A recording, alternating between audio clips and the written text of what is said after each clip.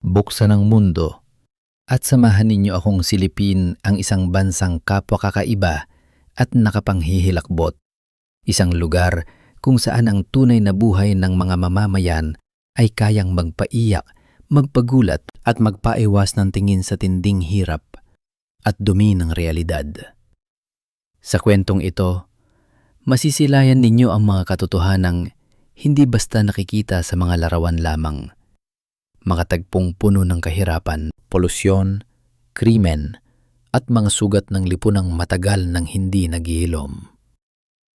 Buksan ang mundo at tunghayan natin ang isang Bangladesh na puno ng nakakabinghing katotohanan. Ang tunay na buhay sa Bangladesh. Buong lungsod na nilamon ng bundok-bundok na basura at katiwalian. Mga kaibigan, ngayong araw ay sabay-sabay natin tuklasin ang isang bansang kapwa kakaiba at nakapanghihilakbot. Isang lugar kung saan ang tunay na buhay ng mga katutubo ay maaring labis kayong gulatin.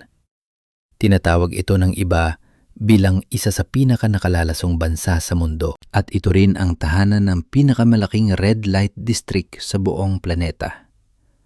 Oo, ang bansang iyon ay ang Bangladesh. Maraming tao ang nagsasabing ang antas ng kahirapan sa Bangladesh ay mas matindi pa kaysa sa India at sa likod nito ay mga dahilan na talagang magpapaisip sa inyo. Dito, mararamdaman mong ubod sama ng hangin na parabang isang araw ka palang humihinga ay katumbas na ng paninigarilyo ng 50 sigarilyo na kayang mapabawas ng hanggang 7 taon sa haba ng iyong buhay. Hindi pa rito nagtatapos ang lahat. Maging ang pagkain gaya ng karne at isda ay nahahawahan ng mabibigat na metal mula sa hangin. Kaya nagiging tahimik, ngunit matinding panganib sa kalusugan ng tao. At ang higit na nakagugulat sa lahat, ang kahirapan ay umabot sa puntong ang tao mismo ay naging kalakal. Dahilan upang mabuo ang mga nayong tinatawag sa nakapanglulumong pangalan na nayon ng iisang bato. Ang lahat ng ito ay sapat para hindi mo mayalis ang iyong mga mata sa screen. Kaya ngayon din, sabay natin tuklasin ang mga kakaiba, nakatatakot at halos hindi ka panipaniwalang katotohanan na sa Bangladesh lamang matatagpuan. Ang pinakanakalalasong bansa sa mundo. Sa rehiyon ng Timog Asya, ang Bangladesh, India at Pakistan ay kabilang sa maruruming bansa. Samantalang ang Bhutan, Maldives at Sri Lanka naman ang kabilang sa pinakamalilinis. Kaya ano nga ba ang meron sa bansang isa sa mga pinakamarumi at pinakapolluted sa buong mundo? Sa Bangladesh, particular sa Dhaka, ang isa sa pinakamasisikip na lungsod sa mundo, umaabot sa 150,000 katao ang nagsisiksikan sa bawat 1 kilometro kwadrado. Ang pinakanakagugulat ay ito. Ang nakikita mo sa ordinaryong paningin ay hindi pa ang pinakamapanganib na bahagi. Maliit na piraso, lamang iyon ng mas malaking problema. Ang totoong banta ay ang mga nakalalasong chemical sa tubig at ang napakaliit na alikabok sa hangin. Sa oras na huminga ka sa lungsod, mararamdaman mo agad ang bigat ng hanging pumapasok sa ilong.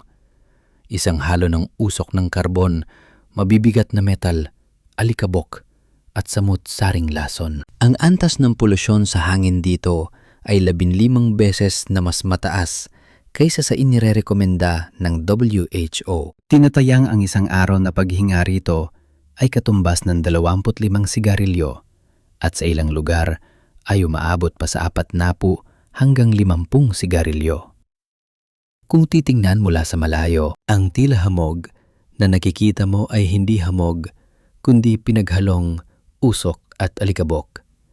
Iyan mismo ang nilalangap natin. Ang mga butil ng alikabok sa hangin ay 30 beses na mas maliit kaysa hibla ng buhok at maglalaman ng mga mabibigat na metal gaya ng arsenic, tingga, mercury at cadmium. Kasabay nito ang usok mula sa mga lumang makina na naglalabas ng hydrocarbon, carbon black, SO2 at napakarami pang ibang nakalalasong sangkap.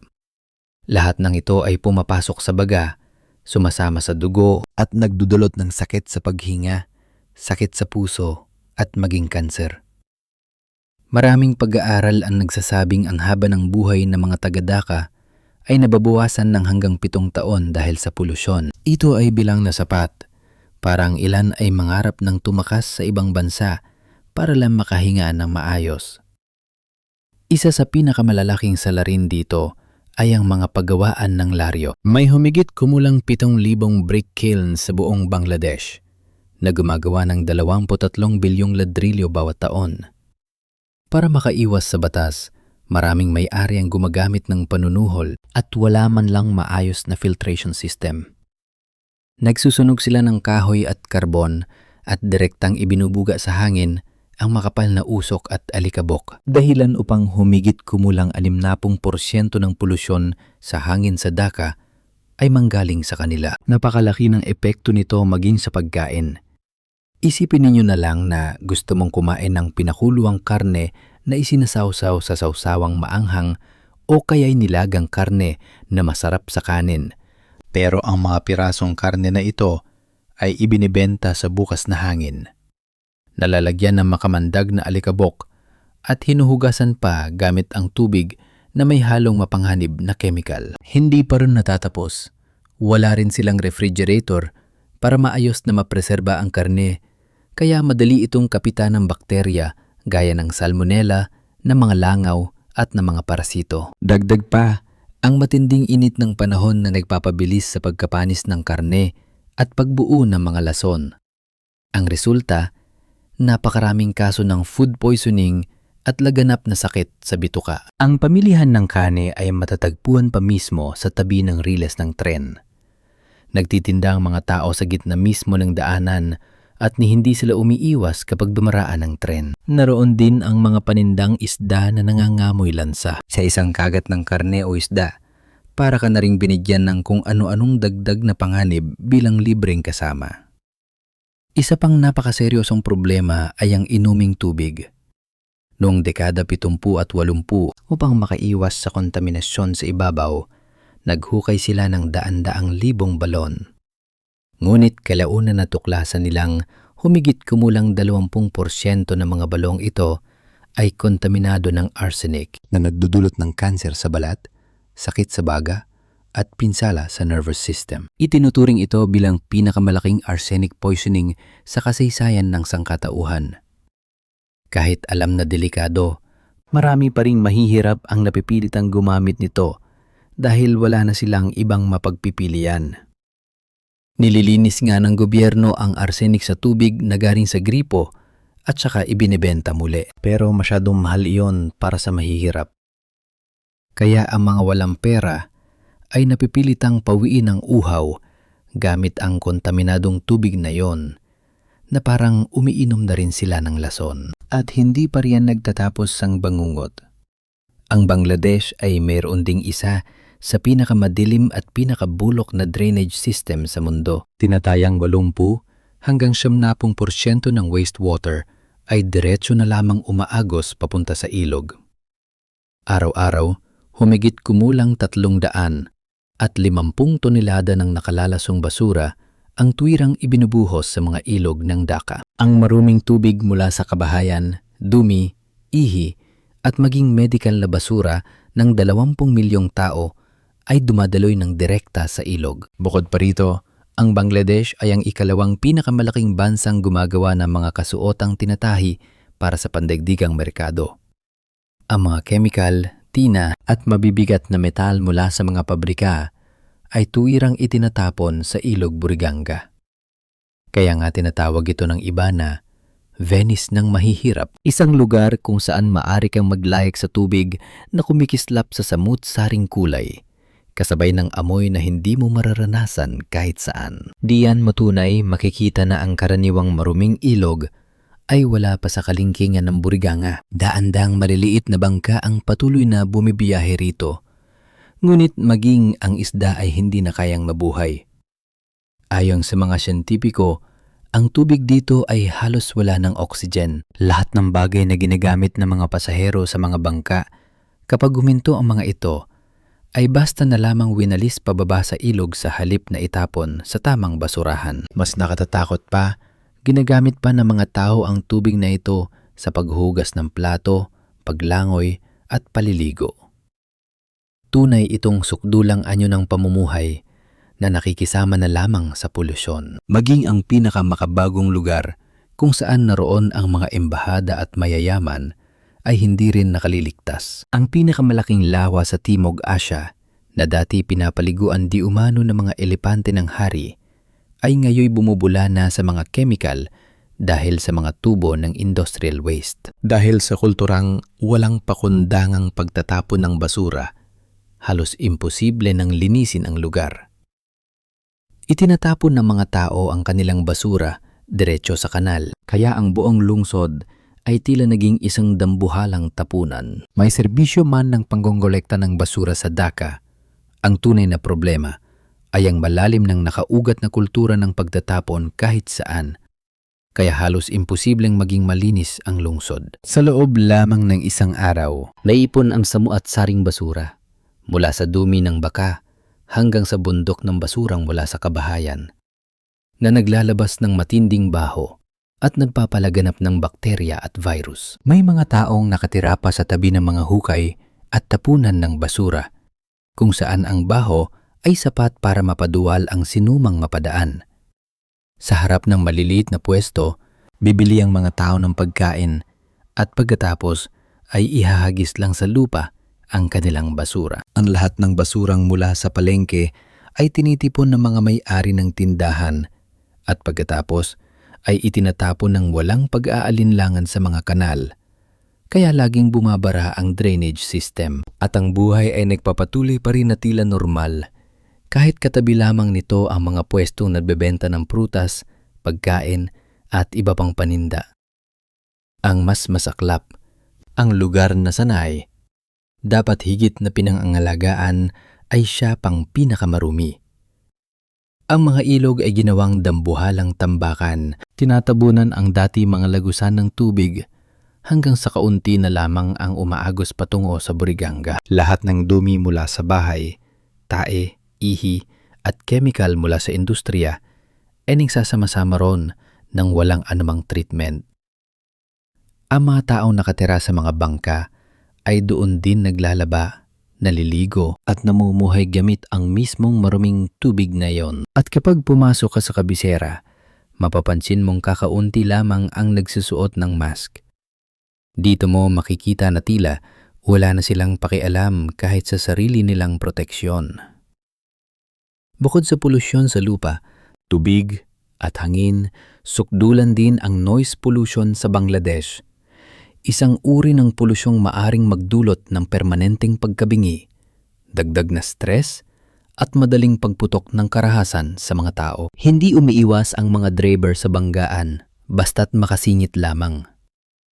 Kaya ang mga bus na mahigit 20 taon na ang tanda ay puno ng bakas ng pinsala, sirang upuan, gas-gas sa buong katawan, walang aircon, kulang ang ilaw, kulang ang salamin, at ang tambutso ay nagbubuga ng makapal na itim na usok. Bukod dito, ang Dhaka ay kilala rin bilang kabisera ng pedicab o rickshaw sa mundo, na may humigit kumulang 400,000 rickshaw na bumibiyahe araw-araw, kasabay ng mga motorsiklo, tuk-tuk, karwaheng hinihila, at bisikletang sabog-sabog ang daloy. Mahigit 500,000 sasakyan sa bansang ito ang tumatakbo ng walang lisensya at ang traffic light ay tila palamuti lamang. Para mayroon pero wala ring silbi. Ang oras ng biyahe ay maaring tumagal ng 2 o 3 beses kaysa sa normal. Dito rin, bukod sa India, madalas mamakitang may mga taong nakasakay sa bubong ng tren na halos 3.7 metro ang taas mula sa lupa. Ang iba ay nakakapit sa gilid ng tren at sa mga rehas, nakabitin na parang wala nang pakialam sa sariling buhay. Ito naman ang tuk-tuk. Tinatawag itong sasakyang kulungan ng aso dahil sa mga bakal na rehas na siksik na naghihiwalay mula sa upuan ng pasahero hanggang sa pwesto ng driver at sa magkabilang gilid. Huwag muna kayong humusga Dahil sa ganitong kasisikip at sa dikit-dikit na paghinto at pagparada ng mga sasakyan, karaniwan ng pandurukot. Kaya idinisenyo ang mga sasakyan na may dagdag na bakal na proteksyon para sa mga pasahero upang driver lamang ang makapagbukas ng pinto para sa mga nakasakay. Ang impyernong buhay sa pinakamalaking red light district sa mundo. May mas nakapangingilabot pang realidad sa Bangladesh, kung saan libo-libong batang babae ang hindi pa man nagkakaedad ay nalilinlang, napipilit at itinutulak sa landas na hindi nila pinili kailanman. May ilang dinadala ng mga estranjero, may ilan namang ipinapasok mismo ng kanilang asawa o sarili nilang kamag-anak sa ganong kalagayan. At pagkatapos ay naiiwang nakakulong sa loob ng maraming taon na walang takas. Ang Dowladiya sa Bangladesh ay itinuturing na pinakamalaking madilim na bayan sa mundo.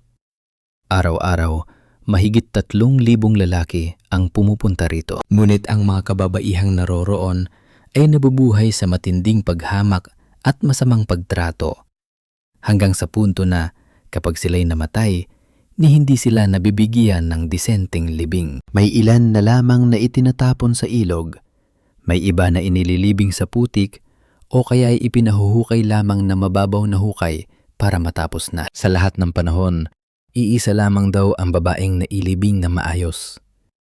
Ang iba pa, alam na ninyo marahil ang sinapit. Ang trahedya ng ngayon ng iisang bato. Ang nayon ng Bormi ay tinaguriang nayon ng isang bato sa Upazila, isa sa pinakamahihirap na rehiyon ng Bangladesh. Sa lugar na wala pang 6,000 ang populasyon, tinatayang sa bawat 35 na nasa hustong gulang ay may isa nang nagbenta ng sariling bato. Karamihan ay mga lalaking lampas 30 taong gulang na nabibiktima ng matatamis na pangakong mabilisang pera. Sa 83% ng mga kaso, kahirapan ng pangunahing dahilan. Ang iba naman ay dahil sa utang, pagkalulong sa droga o pagsusugal. Nilalapitan sila ng mga middleman o fixer gamit ang alumanay na pananalita at magagarang pangarap. Sila na raw ang bahala sa lahat ng proseso papuntang India, mula sa tiket, papeles, hanggang sa ospital. Sa unang tingin ay parang legal, ngunit doon pa lamang nagsisimula ang panlilinlang. Pinipirma sila sa mga peking dokumento, binabago ang kanilang pagkakakilanlan, at ang kanilang bato ay inililipat sa katawan ng isang estranjero. Ayon sa batas ng India, legal lamang ang organ donation sa pagitan ng magkadugo o kung may espesyal na pag-apruba. Ngunit ang mga sindikato ng bentahan ng organ ay kayang lusutan ng batas sa napakatusong paraan. Pinepeke nila ang relasyon sa dugo, binabago ang hospital records, at maging ang resulta ng DNA test ay kaya nilang manipulahin. Ipinaliwanag ng isang propesor mula sa Michigan State University na ang mga peking dokumentong ito ay ginagawang ate, anak o iba pang kamag-anak ang donor upang magmukhang gawa ng awa at hindi bentahan. Kinukuha ng mga middleman ang pasaporte ng biktima. Hindi sila binibigyan ng sapat na gamot pagkatapos ng operasyon. Kinukuha ang lahat at pagkatapos ay naglalaho. Inakusahan din ang ilang ospital na nagbubulag-bulagan dahil sa pinansyal na pakinabang. Maraming doktor ang di umano'y tumatanggap ng suhol, samantalang ang tumatanggap ng bato ay nagbabayad ng 22,000 hanggang 26,000 dolyar, katumbas ng humigit kumulang 580 hanggang 680 milyong dong. Samantala, ang donor ay tumatanggap lamang ng 2,500 hanggang 4,000 dolyar o tinatayang 66 hanggang mahigit 100 milyong dong. Sa ganitong paraan, maraming biktima ang nalilinlang papuntang India sa pangakong trabaho, ngunit sa totoo'y pinipilit lang silang operahan. Si Josna Begum, isang 45 anyos na biyuda, ay naniwalang magbabago ang kanyang buhay kapag naibenta niya ang kanyang bato. Ngunit matapos ang operasyon, 65 milyong dong lamang ang kanyang natanggap, kahit na higit 150 milyon ang ipinangako sa kanya noong una. Ang kinahinatnan, iniwan siya ng kanyang asawa at nag-asawa ito ng iba. Ngayon, si Josna ay nabubuhay sa tuloy-tuloy na karamdaman, kulang sa gamot, at hindi alam kung saan kakapit. Luhan niyang sinabi, "Parang dito na nagtatapos ang buhay ko." Ang totoo, walang sinuman ang kusa magbibigay ng sariling bato dahil lamang gusto niya yon. Ito ang pagpili ng mga taong wala nang natitirang daan. Bukod pa rito, ang mga ruta ng organ trafficking ay palaging nagpapalit-palit ng ospital upang makaiwas sa investigasyon, kaya napakahirap silang habulin. Ang masakit na katotohanan sa likod ng mga lalaking pasan ang kabuhayan sa ulo. Ang unang tatama sa mata mo pagdating sa pamilihang ito ay ang tanawin ng mga lalaking pasan sa ulo, ang napakalalaking bilaw at basket ng gulay. May mga lalaking nakakahel ang suot na may pasan namang mga saging na tila ilang buwig na sabay-sabay. Kung sa Vietnam, karaniwang motorsiklo o bisikleta ang gamit sa paghahatid ng mga paninda. Pero dito, sa ulo talaga nila ito ipinapasan, kaya tiyak na matindi ang sakit sa leeg at balikat. Sa pamilihan ng mga ani sa tabing ilog, ang mga tao ay nagbebenta ng maramihan habang naglilipat ng mga paninda papunta at pabalik sa maliliit na bangka. Ang mga kargador na lalaki ay umaakyat sa mga baitang sa gilid ng ilog, habang pasan ang bawat basket na tinatayang may bigat na 60 hanggang 70 kilo. Ngunit kapag tiningnan mo sila, tila magaan lamang ang karga nila. Ipinapasa nila ito mula sa isa hanggang sa isa pa sa napakahusay na paraan at may telang nakapatong pa sa ulo bilang sapen.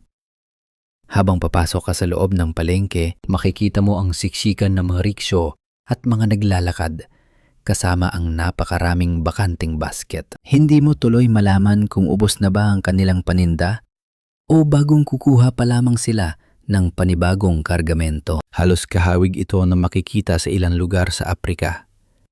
Ang pinagkaiba nga lamang, sa kontinente ng Aprika ay kadalasang kababaihan ang nagpapasan sa ulo, samantalang dito sa Bangladesh ay halos wala kang makikitang babae. Alam ba ninyo kung bakit? Dahil ayaw ng maraming lalaking Bangladeshi na nakikihalubilo ang kanilang asawa sa ibang kalalakihan, kaya ang babae ay madalas ikinukulong na lamang sa bahay habang ang lalaki ang lumalabas upang humarap sa mundo. Ang paniniwala nila, ang mabuting lalaking Bangladeshi ay dapat kumita ng sapat upang hindi na kailanganing magtrabaho ng kanyang asawa at dapat limitado lamang ang paglabas ng babae sa lansangan. At kung lalabas man, ang marami sa kanila ay kailangan magsuot ng burqa, isang itim na kasuotang balot ang buong katawan at mata lamang ang nakalitaw.